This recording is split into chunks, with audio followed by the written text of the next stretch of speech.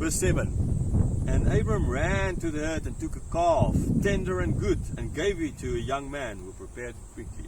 So now, after that, here, I mean, this 99-year-old guy running all over the place. I mean, you need to picture this old guy, maybe white beard, whatever, running.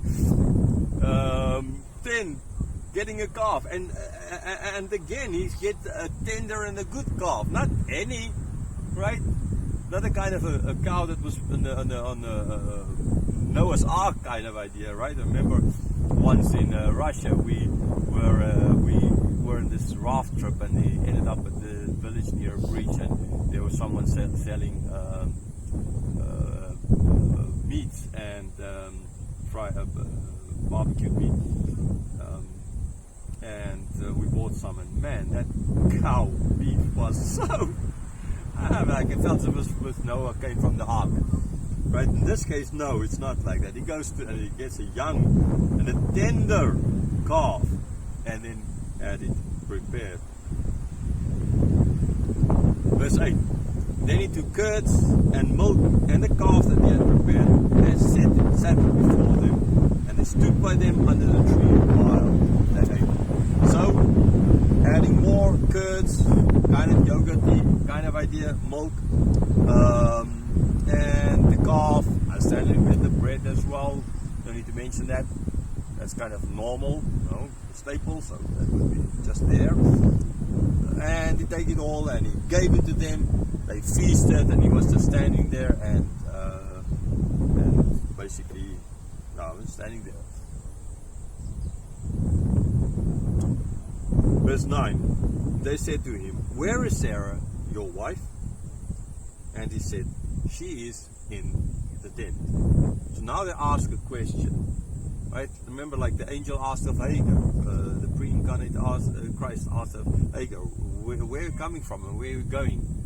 While he knew her name and all of this, right? In this case, they're asking where Sarah is, but then they're going to clearly say, but in a year's time this will happen. So there's no need for them to ask where Sarah is, but again, for their sake, like for Hagar's sake there, like for her sake here, like when you pray, it's for your sake, so that you can draw closer to God, not as if God needs to be reminded of what you need. And so his answer is, yes, she's there in the tent. So this would not have given them really away as of yet, okay, because you ask if they know, they're almighty, they know everything, omniscient, no need to ask. But again, okay, he already explained this for his sake. Verse 10. The Lord said, "I will surely return to you about this time next year, and Sarah your wife shall have a son." And Sarah was listening at the tent door behind him. So now he's saying, okay, next year, this time, come back, and your wife shall have a son. Now, we don't see him coming back a year later, but we see her having a son. So it doesn't imply that he needs to be physically there.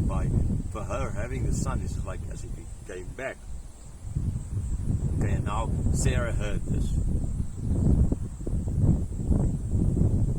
Verse 11. Now Abram and Sarah were old, advanced in years. The way of woman had ceased to be with Sarah. So she's 89, he is 99. We've seen him 13 years earlier being able to sire a child with Hagar. Right, that is possible. But Sarah clearly is stating here, she is even past the way of woman had ceased to be Sarah. So she went through menopause. She can't have children anymore. It's done. She can't have children. Okay, we all know that. If it happened to a woman, then she can't have children anymore, and they're old. So to make, not only is she old, but that already happened to her. So she's not going to have any children. Verse 12. So Sarah laughed to herself, saying, "After I'm worn out and my Lord is old, shall I have pleasure?" Right? What does he mean by pleasure? I don't think it's like about, being with her husband and being known by her husband, sleeping with him, kind of that she is now implying here. Right? I think that this is more the pleasure of having a child. her own child. That kind of pleasure she's speaking about, because that is the thing she lacked. But as well, like Abram did before, he laughed. He said, no, let Ishmael be the one to take it further in the previous chapter. Here, Sarah is laughing. And what's he saying? Like what Abram said there, the same thing, I'm too old. And in her case, even worse. She's a woman. No way. They are the way women seems to be. Verse 13. The Lord said to Abram, why did Sarah laugh and say, shall I indeed bear a child now that I'm old? So again, he's asking a question. He knows the answer, but he's asking the question. And by asking this question, he's clearly saying that he knows that she was laughing. Okay, so it shows his knowledge. Okay, and so he's just asking a rhetorical question because he knows the answer. So why did she laugh and say she's too old? Why? I mean, what's impossible for God? Verse 14. Is anything too hard for the Lord? At the appointed time I will return to you, about this time next year, and Sarah shall have a son. Okay, so again, like it's like, anything too hard for God? I mean, look around you. Look at all of this creation. God made all of this. Yes, sure, not the houses down there, right? But God made everything so that we can build those houses. He gave us a brain so that we can build those houses. He gave us technology so that we can build those houses, right? There's trees, there's everything so that we can do that. Okay, but this all, look at these mountains here. God made all of this. All of this beauty. I mean, if God can make all of this, like He made you and me and everything here, then can't God give a child to a 89-year-old woman?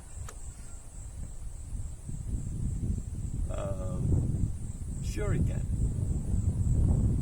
No, yes, I understand if you believe that all of this is just comes from one big bang, which just all the things came together on its own kind of. It all happened by accident. This grass just happened kind of by accident after millions and millions of years. The trees and all of it just appeared.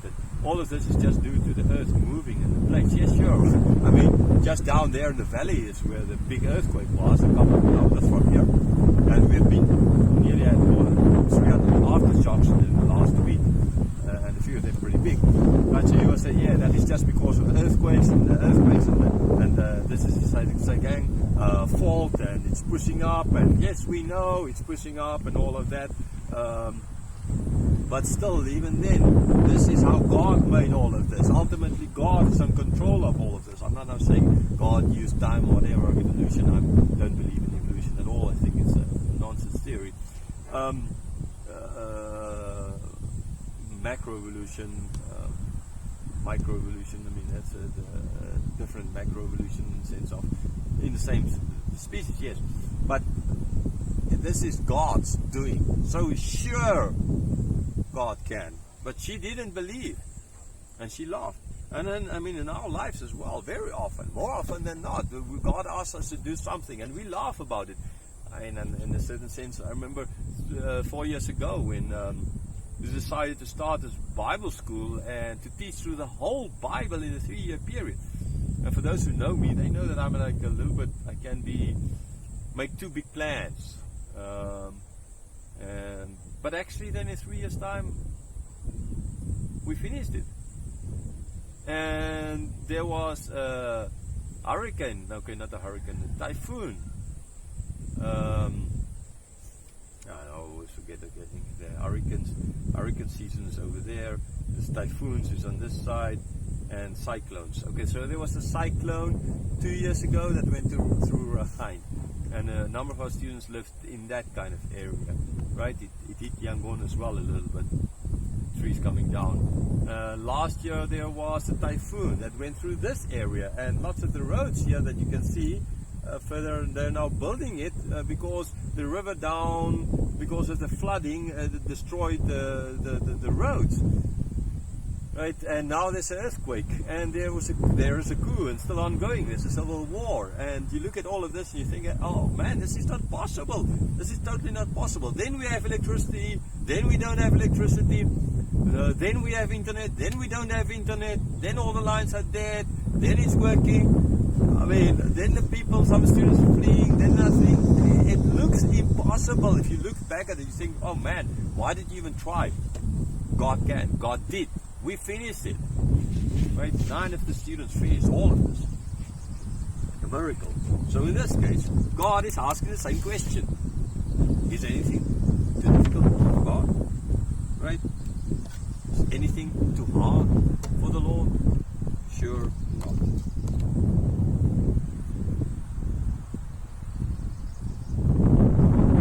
Verse 14. Verse 15.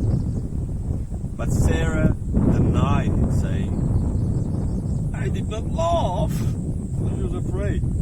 He said, no, but you did laugh. So yeah, Sarah taking cue from her husband. Say, this is your sister. Okay, after. I mean, how would they know?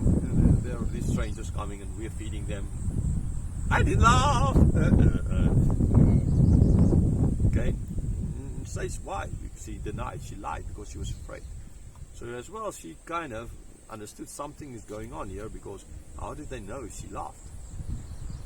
And how did she she hear that they said it, and then she came out of her hiding place, kind of, or wherever she was? How did all of this happen? We don't know. And again, that's an important part. Is that they knew what she did, and she's trying to deny it.